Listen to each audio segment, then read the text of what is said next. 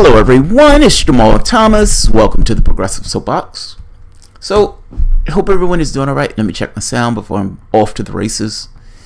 I have to be honest, of all the stories that I do, and of course I do a few per day, I actually like talking about stuff abroad also.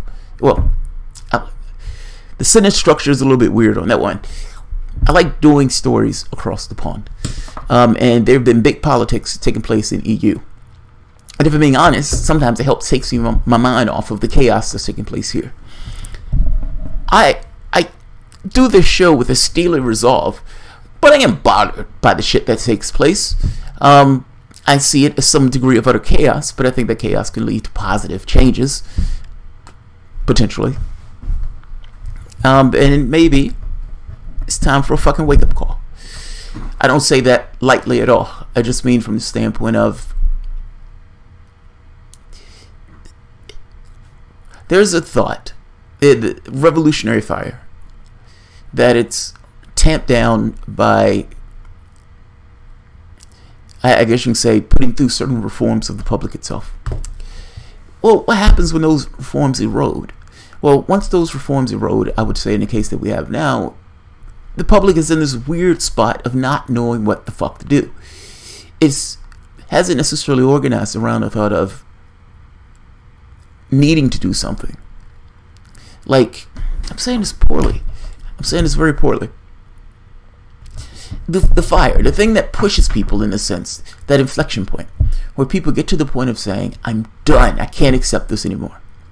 Just the very basic standard of living has gotten to the point where they're so angry and pissed off that something needs to take place. Unfortunately, those things can go in a right-wing direction or a left-wing direction. Sanders was the left-wing expression of that particular revolutionary fire in the populace. Shouldn't have cheated Sanders. I'll just leave that there, because I don't want to talk about what's taking place in the US, which is kind of my point about talking British politics. What's taking place right now in Europe is fascinating. There are two really big issues. BREXIT is one, and Angela Merkel potentially being dethroned was the other. I mean, Angela Merkel has been in that spot for like 10 years or so, and it's very possible her position of power would have imploded under the weight of the immigration crisis. Now, here's the other point. Like, all of these things are interrelated to one another. You go into a country and you smash it to bits. Hey, people don't like being in countries that have been smashed to bits. Those people start fleeing into other countries. They need your help. You blew up their house, you destroyed them, you burned their crops, you killed and mangled them. Then now they need help. They're penniless, they're poor, they need help. Europe, trying to be kind, trying to be nice, opens their doors. And what do you know? Europe is at each other's throats. We don't want to take these people in our country. I can't deal with the strain in our country. Do you remember that Republican that was on fault lines? What did he say? $10 million is too much for my state to pay for this. Same arguments are being made in Europe by right-wingers, saying the exact same thing. We can't afford to pay for this. Those human beings matter less to us. Our systems can't afford it. All right, so fair enough. The other thing was BREXIT. Now, I'll do the other story. But because I've been following both, I've been inhaling Europe media at this point, European media, looking at these two. But in this very particular case, BREXIT. Let's talk about the other later. Because Angela Merkel has worked out a last-minute, she calls it a solution. I don't necessarily know if the details have been hammered out, but it's at the very least a solution linguistically to keep her in power. But the BREXIT thing, not so much. Not so much. Theresa May looks like she is going to fall out of the EU ass backwards without a deal. Now, this is going to force, and I can't say that because they may come to a last minute solution, but as it stands, I keep saying it doesn't look like they have a deal. How do you resolve this issue? Northern Ireland, which is going to be a border, which is a border that EU can't afford to have because of the Good Friday Agreement, and single market access. This is a platypus. You can't have it both ways. Meaning, Look, I guess what I'm saying is they're trying to essentially say we're getting out of the EU. Great, we're getting out of the EU. But we want access to your single market. All right, fine. You can have access to our single market if you follow our rules. Whoa, whoa, whoa, man. If we have to follow your rules, then we're not really out of the EU. Sucks for you. And the European Union has said we are a rules-based organization. We can't bend and tweak and mold the rules just because you decided to leave. You decided to leave. You can imagine that this is pretty much difficult for Britain at this point, because Britain is like, well, if we leave, we will lose access to the single market. The problem here is that Britain wants his cake and eat it too. And Theresa May knows, she knows it, that this is going to hurt if the Brexiteers get what they want and they have this hard Brexit. By the same token, she needs their support. This is not an easy place to be in. Now, I'm getting here more so specifically to what's taking place now currently. Theresa May is still pushing this idea that they were going to have this kind of max, what is it called, a max facility. Just like collecting tariffs and balancing those things out, but not at the point in which the things are going for the borders. Or the magical solution of technology, this mythical technology that doesn't exist. These are the two solutions that they are putting forth, both of which the European Union has already said are non-starters because they're fanciful. Theresa May toots the horn nonetheless. The EU has once again told her this is a non-starter. EU leaders, the single market access for goods, a non-starter. No. We are a rules-based organization. The EU has no incentive at all in this process to help Britain. They just don't. They may come to some resolution at some point, but they have no interest in helping Britain. They've just brought on multiple Eurosceptic countries, Italy, and if I'm not mistaken, Slovenia. Well, they are under pressure now. Britain has just left. What happens if Britain gets an awesome deal going, or if leaving somehow gives them some kind of better option that they didn't necessarily have within the European Union? Leaving starts to seem a little bit more appetizing. It's not so much that they want out of the process, to go out of their way to bash and hurt and rip apart Britain. This is not necessarily an attack on Britain's sovereignty, even though to some degree, in an odd way, you can make the argument that it is. I mean, they will be a vassal state for the next however long if they can't come to some agreements. But they're not in this to assist Britain in leaving. And from their perspective, you decided to leave.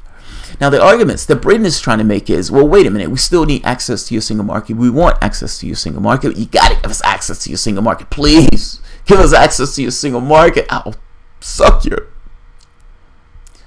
They're desperate for it because they know that it will hurt their business if they don't get access. This is fucking fascinating politics of what's taking place here. Theresa May is coming up with a white paper that is supposed to somehow mend the gap, because they're saying what you're telling us, what you're saying in your media, and what you've told us is a non-starter. Stop saying it. Give us something else. Even go so far as to say, if what you told us 2 years ago, which is essentially what you're saying now, you need to know, don't. This is amazing politics. You have people in Britain who want to remain. You have who absolutely and completely want to remain. They've gotten so desperate, they've started to use the Russia meddling on the Remain side. Oh, you guys have spent too much money. All this stuff. Anything to try to get another and force another vote. They had the opportunity to try to force this vote when they tried to get this idea of a meaningful vote at the end of the process. That was watered down to, what does it mean? If there is a hard border between Irish, Northern Ireland, and Republic of Ireland, we get another vote. There will be a hard border between those things. The question is, what does a hard border look like? And For those of you who are saying, well, wait a minute, why don't they just let Republic of Ireland meld back together as the one? Theresa May's government would implode because there are a bunch of loyalists who are propping her up for power. Let's read this article. I don't want to keep this one too long. In 10 minutes, I think is already too long for this narrative. BREXIT.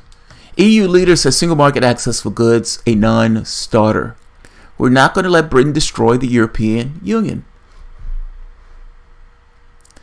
Theresa May has been told by European leaders that an attempt to protect the UK's industrial base by gaining single market access for goods alone after Brexit is a non-starter.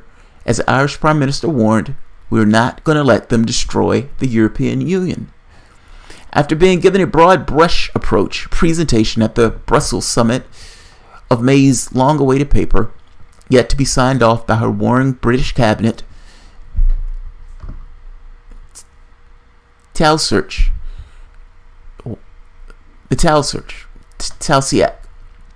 Leo, oh jeez, the name. I'm sorry, the light's hitting me in the eyes is killing me in the reading of this. Alright, that's a little bit better. Told her that unless the final document presented at the departure for the UK's government thinking over the last 2 years, it would be dead on arrival. The British government is continuing to push the idea of keeping frictionless trade on goods, claiming that it would be a good deal for Europe given the large trade surplus it enjoys. May has promised to publish her vision for the future trading relationship after the cabinet meeting at Chequers on Friday.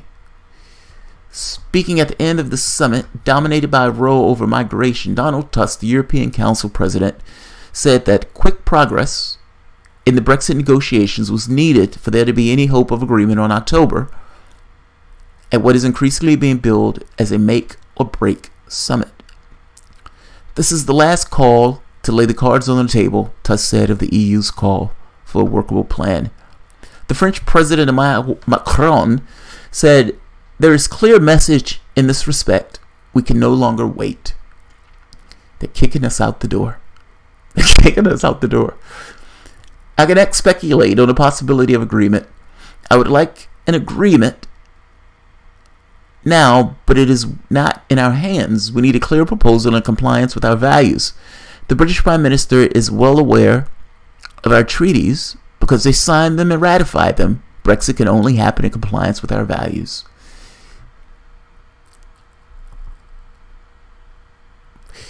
I understand. Yeah, this is going to suck for Britain. And the question becomes, how does Theresa May square that? How do you square it? They are not breaking on this. Now, they may. I don't know. But they're not breaking on this. And the argument that, hey, guys, we need to have a deal because it is in your best interest to have this deal. They're not buying it. They're not buying it. I've watched the European Union enough to know that these guys are, in many respects, ideologues. Have you ever watched Star Trek? And you watch the Federation go about their way. Jean-Luc Picard do his thing. Have you ever asked why? Have you ever asked that why? Like, why are they doing this? They're going out into the fucking galaxy. They're building these ships, all of this stuff. They have all of this technology, and they're using their resources and energy to go out into the fucking galaxy in nowhere's land. Why are they doing this? They're not doing it for God. They're not doing it for money. They're not doing it for... Why are they doing this? You can make a case that says it's a cult. You can make a case that says, an argument, make a decent argument, that all political parties are cults. All religions, to some degree, are cults. But in this case, I'm getting at something a little bit more fundamental. They're doing it because they believe it. They've set up an ideology. And in that ideology, they found the outgrowths of that ideology. Well, in this case, outgrowths, let's use this technology to go into the fucking cosmos and meet other aliens. Well, same thing with the EU. They believe it. Like, when they're talking about superseding their nation states, meaning their countries, into something in this kind of higher body of the European Union, they believe it. Do you honestly believe they're not going to get to the point of talking about a European military?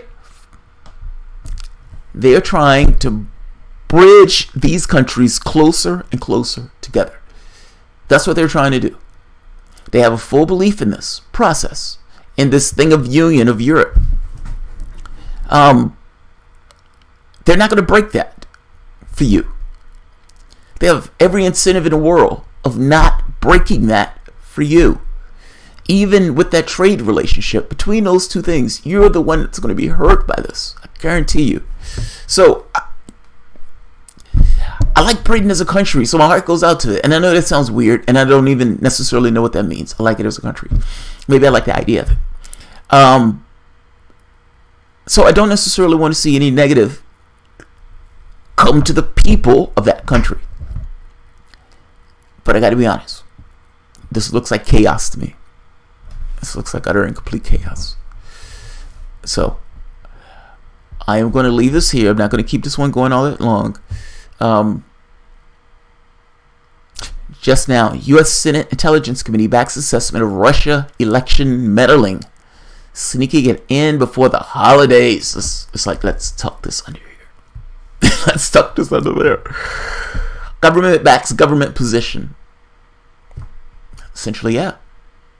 I mean, all of these guys are rubbing shoulders with one another. Why wouldn't they back each other's position? It would be weird if they didn't. But whatever. I'm going to end this here. I don't want this one to go too long because there's not a lot of meat on this bone. But I do like to give updates on what's taking place from the standpoint of Brexit. And the big news is they're still divergent between what British government is talking about versus what the European Union will accept. Which means you're going to get back to these clauses that have taken place recently about this idea of a meaningful vote, especially if there's going to be a border, or the EU requires a border between Northern Ireland and the Republic. Stay tuned. This is fucking fascinating. And she's supposed to be releasing a report very, very soon. So when she releases her white paper, I will cover it. I will go over it. We can talk about it. Alright, guys. I'll see you shortly. I think I have another one after this. I don't remember if it's in Britain or not. But I'll see you shortly. Thanks.